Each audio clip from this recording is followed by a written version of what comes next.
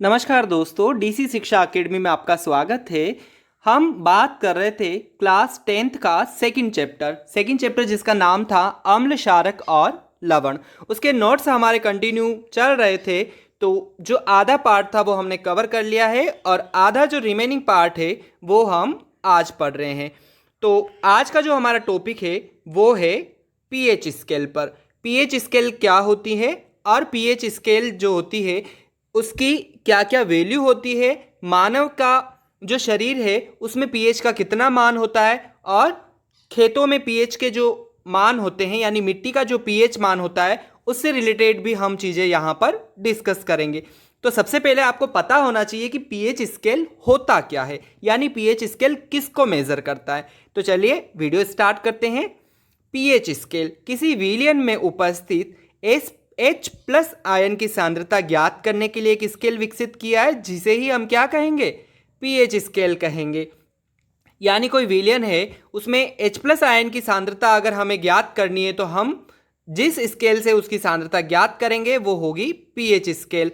अब pH scale जो होती है उसकी भी वैल्यू फिक्स होती है और जो स्केल है वो मैक्सिमम कहाँ तक होती है, तो जो पीएच स्केल है वो 0 से 14 तक होती है। यानी पीएच स्केल का जो माप होता है वो 0 से 14 तक ही होता है, यानी 14 से ऊपर ये स्केल नहीं होती है।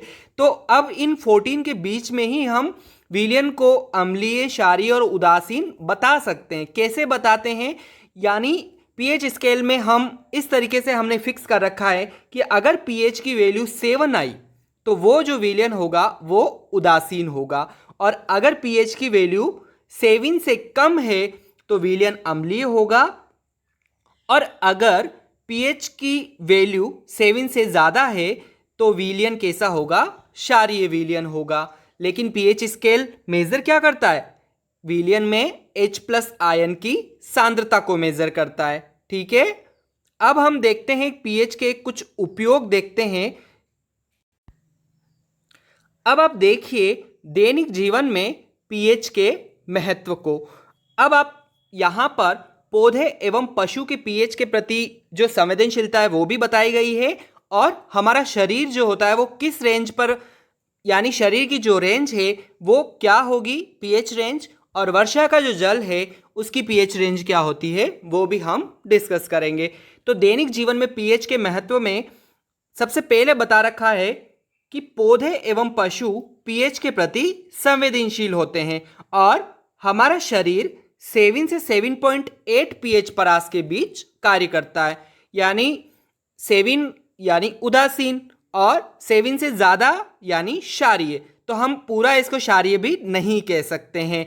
और वर्षा के जल की पीएच मान जब 5.6 से कम हो जाती है तो इसे हम अम्लीय वर्षा कहेंगे। यानी वर्षा का जल जब हम देखते हैं, उसकी पीएच देखते हैं, अगर वो 5.6 से भी कम है तो उसको हम क्या कहेंगे, अम्लीय वर्षा कहेंगे। आपने अम्लीय वर्षा की डेफिनेशन भी पढ़ी होगी, यानी उसमें अम्ल की जो मात्रा है वो बहुत ज़्यादा होती है, इसीलिए उसको हमने अम्लीय वर्षा नाम दिया है। अब मिट्टी के पीएच की बात करते हैं।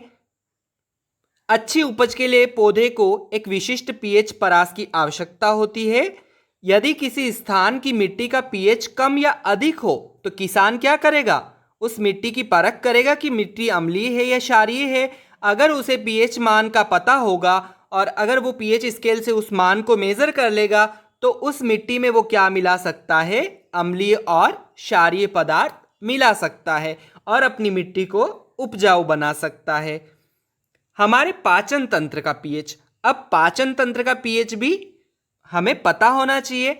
हमारा जो स्टोमक है उसमें क्या होता है, हाइड्रोक्लोरिक एसिड होता है, जो क्या करता है, भोजन को पाचन करने में सहायता करता है, यानी भोजन को पचाता है। अपच की स्थिति, यानी जब भोजन पचता नहीं है उस स्थिति में क्या होता है कि हमारे स्टोमक के अंदर अधिक मात्रा में क्या हो जाता है, अम्ल उत्पन्न हो जाता है, जिसके कारण पेट में दर्द होता है और जलन हो जाती है। इस दर्द से मुक्त होने के लिए एंटासिड जैसे क्षारकों का उपयोग किया जाता है। यानी इस दर्द को अगर हम दूर करना चाहेंगे तो हमें किसका उपयोग करना पड़ेगा? क्षार का ही उपयोग करना पड़ेगा। क्षार का उपयोग हम क्यों करेंगे? क्योंकि हमारे जो स्टोमक है उसमें अम्ल की मात्रा बढ़ गई है, और अम्ल की मात्रा को कवर कौन कर सकता है? उसको तो क्षार ही कर सकता है। यानी अम्ल में अगर हम क्षार मिलाते तो ही तो लवण बनता है, तो उसमें हमें एंटासिड की ज़रूरत पड़ती है। इस तरह के क्षार को हम उपयोग में लेते हैं, ठीक है, जो अम्ल को क्या करता है? उदासीन करता है। जैसे milk of magnesia. Milk of magnesia इसका बहुत ही अच्छा उदाहरण है। मिल्क ऑफ मैग्नीशिया क्या करता है कि हमारे पेट के अंदर जो अम्ल है उसको किस में चेंज कर देता है? लवण में चेंज कर देता है, जिससे हमारे शरीर और हमारे स्टोमक में जो अम्ल की मात्रा है वो कम हो जाती है। पीएच परिवर्तन के कारण दंत क्षय, यानी पीएच मान का अचानक परिवर्तन हो जाना, उससे दंत क्षय भी हो सकता है। ठीक है, कैसे होता है पढ़ते हैं, चलिए। मुंह के पीएच के मान 5.5 से कम होने पर दांतों का क्षय प्रारंभ हो जाता है। यानी जैसे अगर हमारे पेट में पीएच का मान अगर कम हो रहा है, यानी एसिड अगर बढ़ रहा है, तो हम उसमें क्षारक मिला देंगे। क्षार मिला देंगे तो वो क्या हो जाएगा? लवण बन जाएगा। अब इसने बताया कि दंत क्षय भी होता है। अगर पीएच का मान 5.5 से कम हो रहा है तो दांतों का क्षय प्रारंभ हो जाता है, और दांतों की जो इनेमल परत है, यानी जो ऊपर वाली जो परत होती है जिसे हम क्या बोलते हैं? इनेमल परत बोलते हैं, और जो दूसरी परत होती है उसे हम डेंटिन कहते हैं, और जो तीसरी परत होती है वो तंत्रिका तंत्र से जुड़ी हुई होती है। तो इनेमल किसकी बनी होती है? कैल्शियम फॉस्फेट की बनी होती है, जो शरीर का सबसे कठोर पदार्थ है, ठीक है, और जल में घुलता नहीं है। लेकिन मुंह की पीएच का मान अगर 5.5 से कम हो गया है तो क्या होगा? हमारी जो इनेमल परत है वो नष्ट होने लगेगी। तो इसके लिए भी हम क्या करते हैं कि अम्ल अगर बढ़ रहा है तो हम क्षारकों का उपयोग करेंगे। तो इसके लिए हम क्षारकीय दंतमंजन का उपयोग करते हैं, जिससे अम्ल की आधिक्य मात्रा को उदासीन किया जा सके। अब देखिए, पशुओं एवं पौधों द्वारा उत्पन्न रसायनों से आत्मरक्षा, यानी पशु और पौधे के द्वारा जो रसायन उत्पन्न होगा उनसे हम आत्मरक्षा किस तरीके से कर सकते हैं, तो वो भी पीएच के ऊपर ही डिपेंड करता है। तो मधुमक्खी जो होती है, अगर कभी मधुमक्खी काट लेती है या मधुमक्खी का डंक हमें लग जाता है, तो मधुमक्खी क्या करती है? अपनी डंक में अम्ल छोड़ती है, जिसके कारण हमें बहुत ही ज़्यादा जलन होती है, और क्या होता है? बहुत ही असहनीय दर्द होता है। तो वहाँ पर हम क्या करते हैं? बेकिंग सोडे का उपयोग करते हैं, जिसे हमको आराम मिलता है। यानी एसिड अगर उसने छोड़ा है तो हम बेकिंग सोडा यानी क्षार का उपयोग करेंगे, तो उससे हमें क्या होगा? आराम मिलेगा। नेटल क्या करता है कि डंक वाले बाल मेथेनोइक अम्ल छोड़ जाते हैं, यानी जो नेटल है वो भी क्या करता है? मेथेनोइक एसिड छोड़ देता है, जिसके कारण भी क्या होता है? बहुत ही ज़्यादा जलन होती है और दर्द होता है। तो उसके इलाज के लिए भी हम किसका उपयोग करते हैं? डोक पौधे की पत्तियों का हम उपयोग करते हैं। यानी इस पौधे में क्या होता है? क्षार के गुण होते हैं, ठीक है।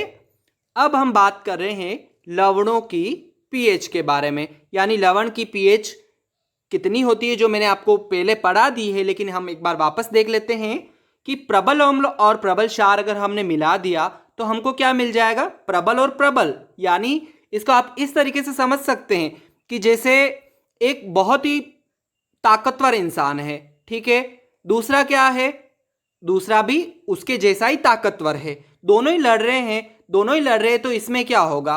कोई फैसला नहीं होगा, यानी लड़ाई क्या हो जाएगी? बराबर की हो जाएगी। यानी प्रबल और प्रबल अगर यहां पर क्रिया कर रहे हैं तो उदासीन लवण बनेगा। ये आपको ध्यान रखना है कि प्रबल अम्ल और प्रबल क्षार अगर क्रिया कर रहे हैं तो दोनों ही बहुत ही ज्यादा प्रबल है, यानी बहुत ही ज्यादा ताकतवर है, तो इनका कोई रिजल्ट ही नहीं निकलेगा, यानी उदासीन हो जाएगा। तो उदासीन की पीएच कितनी होती है? 7 होती है। अब आप देखिए, प्रबल अम्ल और दुर्बल क्षार अगर क्रिया कर रहा है तो क्या हो जाएगा? प्रबल अम्ल, यानी अम्ल तो क्या है, प्रबल है, लेकिन क्षार क्या है, थोड़ा कमजोर है। तो जो प्रबल है वो ही क्या करेगा, अपना अधिकार जमा लेगा, यानी जो विलयन होगा वो कौन सा हो जाएगा, अम्लीय हो जाएगा। तो अम्लीय की पीएच कैसी होती है, अम्लीय की पीएच जो है वो 7 से कम होती है। अब तीसरा जो है प्रबल क्षार और दुर्बल अम्ल, यानी क्षार प्रबल है तो जो प्रबल होगा उसी का तो फायदा हो जाएगा, यानी जो प्रबल होगा वो जीत जाएगा, तो क्षारीय लवण ही बनेगा। और क्षार की पीएच कैसी होती है, 7 से ज़्यादा होती है। ठीक है, अब हम आगे देख रहे हैं साधारण नमक से रसायन। साधारण नमक से हम किस किस तरीके के रसायन बना सकते हैं और उन रसायन के हम दैनिक जीवन में उपयोग भी पढ़ेंगे। तो सबसे पहला जो होता है सोडियम हाइड्रोक्साइड, जिसे हम क्या कहेंगे, कास्टिक सोडा भी कहेंगे, और इसका रासायनिक सूत्र है NaOH। दूसरा है विरंजक चूर्ण, इसका भी रासायनिक सूत्र है CaOCl2। तीसरा है बेकिंग सोडा, जो कि हमने पढ़ाई था, मधुमक्खी के डंक अगर लग गया है तो वहां पर इसका उपयोग किया जाता है, तो इसका रासायनिक सूत्र है NaHCO3। तीसरा है धोने का सोडा, तो इसका जो रासायनिक सूत्र है Na2CO3 10H2O। और जो पांचवा है वो क्या है, plaster of Paris. Plaster of Paris जब कभी भी चोट लग जाती है या कभी हड्डी टूट जाती है, क्रैक हो जाती है, तो वहां पर प्लास्टर ऑफ पेरिस का उपयोग किया जाता है। तो CaSO4 और 1/2H2O, यानी यहां पर थोड़ी सी मिस्टेक कर रखी है, तो इसके साथ जल का अणु कितना होता है, 1/2H2O, यानी हाफ जल का अणु होता है। ठीक है, तो फर्स्ट हम देख रहे हैं सोडियम हाइड्रोक्साइड। सोडियम हाइड्रोक्साइड क्या होता है, सोडियम क्लोराइड के जलीय विलयन से विद्युत प्रवाहित करने पर यह वियोजित होकर सोडियम हाइड्रोक्साइड उत्पन्न करता है। यानी जलीय सोडियम क्लोराइड का जलीय विलयन है हमारे पास, जैसे NaCl का कोई लवण है, उसमें हम क्या करेंगे, विद्युत प्रवाहित करेंगे। तो विद्युत प्रवाहित करेंगे तो हमें क्या मिल जाएगा, NaOH, Cl2 और H2 गैस निकलेगी। ठीक है, एनोड पर Cl2 गैस, कैथोड पर H2 गैस, और कैथोड के पास NaOH विलयन बनता है। तो इसमें हम क्या प्रवाहित करते हैं, अगर हमने यहाँ पर विद्युत प्रवाहित करी तो हमें सोडियम हाइड्रोक्साइड मिल जाएगा। और अब इनके उपयोग भी आप देख लीजिए। हाइड्रोजन का उपयोग ईंधन के रूप में किया जाता है। Cl2 का उपयोग कहाँ किया जाता है, जल की स्वच्छता के लिए, और PVC में और CFC में भी Cl2 का उपयोग किया जाता है। PVC यानी पॉली वाइनिल क्लोराइड, CFC यानी क्लोरोफ्लोरो कार्बन। और HCl का उपयोग कहाँ किया जाता है, इस्पात की सफाई और औषधियों में। NaOH का उपयोग किया जाता है धातुओं से ग्रीस हटाने के लिए, साबुन में और कागज बनाने के लिए, यानी कास्टिक सोडा होता है ये। तो इसका मुख्यतया जो उपयोग होता है वो कहाँ पर होता है, साबुन बनाने के लिए उपयोग होता है। Cl2 प्लस NaOH यानी विरंजक चूर्ण, इसका जो उपयोग होता है वो होता है घरेलू विरंजन, वस्त्र विरंजन के लिए इसका उपयोग किया जाता है। ठीक है, अब हम पढ़ रहे हैं विरंजक चूर्ण के बारे में। विरंजक चूर्ण क्या होता है, इसका जो रासायनिक सूत्र होता है वो होता है CaOCl2। ठीक है, तो विरंजक चूर्ण शुष्क बुझे हुए चूने पर क्लोरीन की क्रिया से विरंजक चूर्ण का निर्माण होता है। बुझा हुआ चूना यानी CaOH2, अगर क्लोरीन की इसके साथ क्रिया करवाएंगे तो विरंजक चूर्ण CaOCl2 बनेगा। ठीक है, और इसका उपयोग कहाँ किया जाता है, वस्त्र उद्योग में सूती व लिनेन के विरंजन के लिए, कागज़ की फैक्ट्री में लकड़ी के मज्जा के विरंजन के लिए, और रासायनिक उद्योगों में एक उपचायक के रूप में, और पीने वाले जल को जीवाणुओं से मुक्त करने के लिए रोगाणुनाशक के रूप में भी इसका उपयोग किया जाता है।